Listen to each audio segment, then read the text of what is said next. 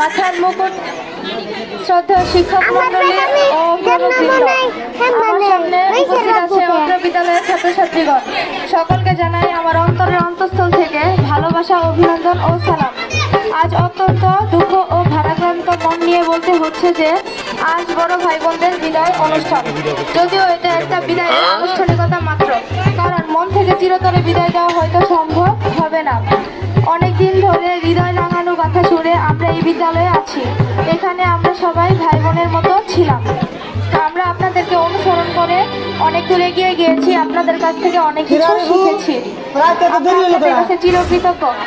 একদিন সবাইকে বিদায় নিতে হবে। আজ ইচ্ছে না থাকা সত্ত্বেও আপনাদেরকে এই বিদ্যালয় থেকে বিদায় নিতে হচ্ছে। আমাদের জীবনটা অনেক ছোট, স্কুল পরিসরটা আরো ছোট। আমরা খুব তাড়াতাড়ি আপনাদের কিছু কিছু চলে আসবো। তাই তো বিশ্বকবি রবীন্দ্রনাথ ঠাকুর বলেছেন, এই কর্মমূত্র ছেয়ে সবচেয়ে পুরনো কথা, সবচেয়ে পুরনো স্মৃতি, যেতে নাহি দেব হয় তবু যেতে দিতে হয়, তবু চলে যায়। এ পর্যন্ত আমাদের বিদ্যালয় থেকে অনেক শিক্ষার্থী বিদায় নিয়েছে।